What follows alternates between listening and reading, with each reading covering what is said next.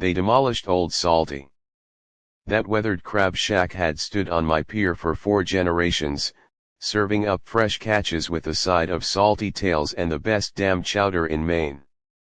I named it after my great-grandpa, who built it with his bare hands back in 1923, when this stretch of rocky coastline was nothing but lobster traps and fog horns. Now it's a pile of splintered wood and twisted metal because my self-appointed coastal guardian decided she owned my view of the Atlantic. The diesel stink from the bulldozer mixed with the sharp tang of sea salt as I watched them haul away the debris, my chest tight with fury. Then I realized something poetic.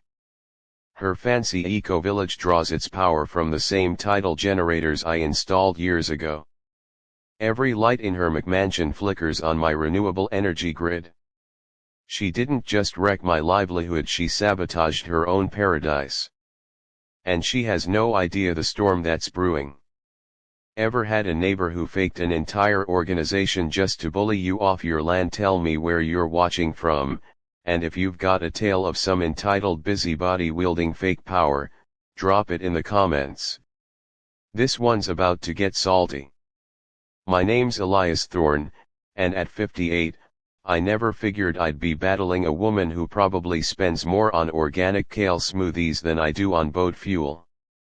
But that's life in Whispering Cove, Maine, the kind of coastal village where lobster boys bob in the harbor, fog rolls in like an old friend, and folks still settle disputes over a pint at the local pub. I'm a 4th-generation fisherman turned eco-tour guide, the guy who knows every tide pool and seal colony from here to Bar Harbor. My 5-acre plot with its private pier has been Thorne family territory since the Great Depression, back when this bay was wild and woolly. Every dawn, I'd crunch across the gravel path my grandpa paved, boots sinking into the pebbled shore where the air smells like brine and adventure. The pier creaks underfoot, barnacles crunching like nature's applause, and that endless Atlantic whisper sets everything right. Seals bark from the rocks, gulls wheel overhead, and for nearly a century, this spot's been our anchor.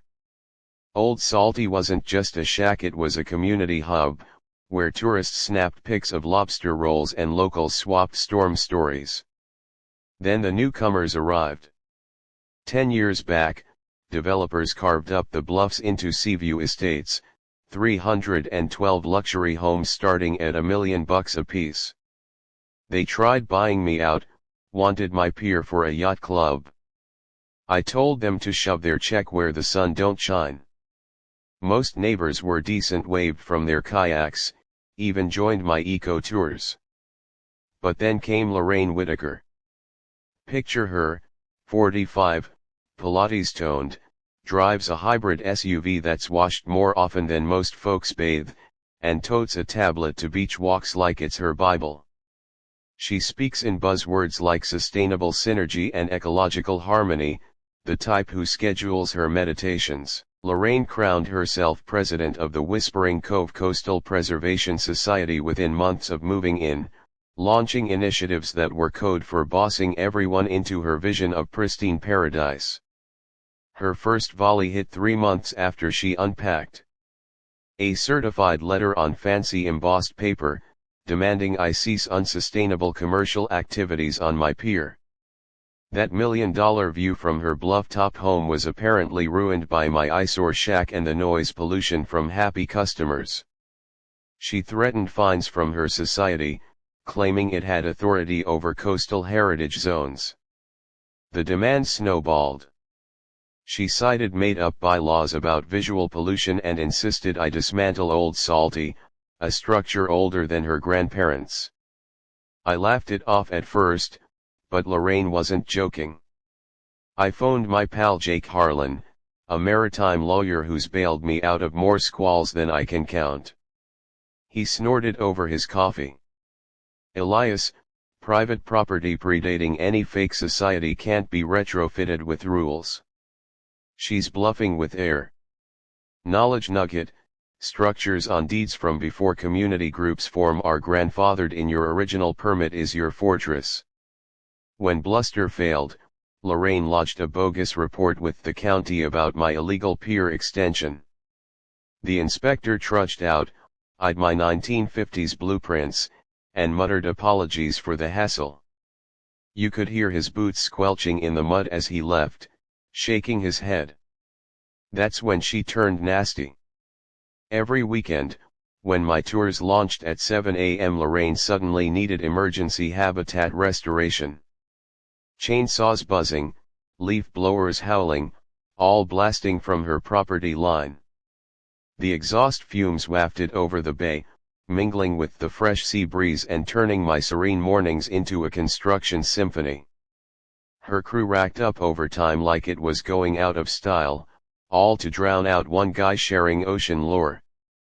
But I kept guiding. Some legacies are worth the fight, even against eco-tyrants with deep pockets and shallow souls.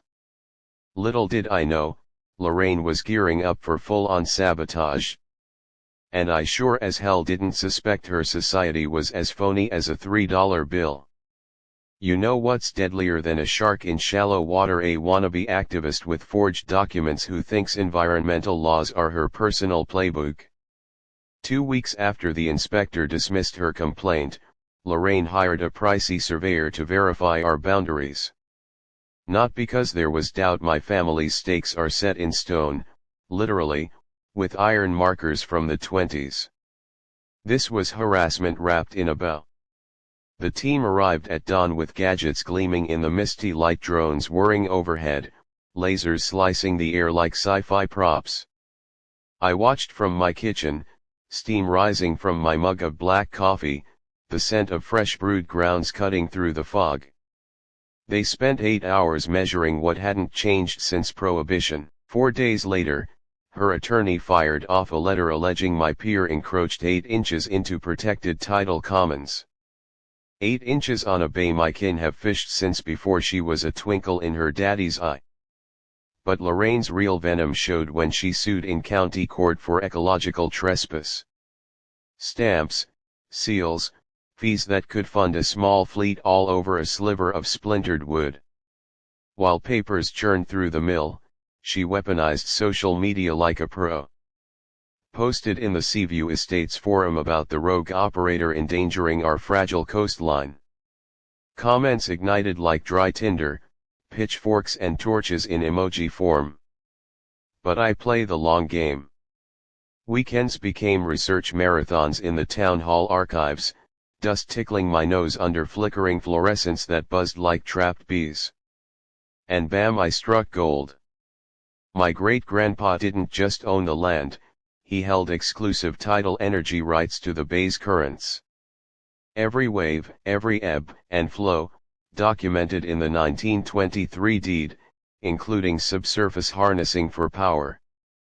But the kicker that had me grinning like a fool, the bay's tidal flow powers an underwater generator system I installed back in 2015, feeding clean energy to the grid. And guess what? Seaview Estates taps into that same grid for their sustainable homes. Legally, every kilowatt they've used is mine.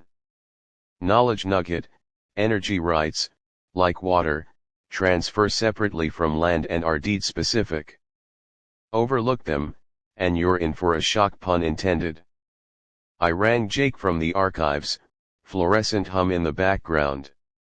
After his laughter died, he said, "Elias, this ain't defense. It's a tidal wave disguised as a ripple. We countersued for harassment, defamation, and misuse of process." Timing was chef's kiss. Lorraine was hosting her society's gala for the gulls, 50 eco-elites sipping organic wine on her bluff, overlooking the bay's sunset glow. The air carried hints of lavender from her garden and pretentious chit-chat. Midway through her toast on preserving purity, our deputy sheriff strolled in, badge glinting. "Ma'am, legal service." Conversations froze, wine sloshed in glasses. Lorraine's manicured nails dug into the paper as she read, her blush failing to hide the pallor. "This is extortion," she hissed, loud enough to scatter seagulls. And poof, the facade cracked. The polished activist morphed into a screeching harpy, ranting about that salty hick as guests bolted like rats from a sinking ship. But Lorraine doubled down. Next morning, an anonymous note on my boat, "Shut down or sink." Cute, but what followed was bureaucratic blitzkrieg. Within days, inspectors swarmed my pier like flies on chum. Coastal Commission first, probing habitat disruption from my tours. Lorraine spun tales of me scaring seals. EPA next, in hazmat gear, testing for pollutants from my shack's kitchen. County health, code enforcement. The parade went on. Each found zilch on my spotless operation, but the hassle was the point. Bureaucracy as a blunt instrument, and I was the nail. But turnabout's fair play, and I was about to captain that ship. While Lorraine pulled strings, I befriended the string pullers. Polite chats with inspectors revealed Lorraine's complaints were wasting taxpayer dollars and they hated it.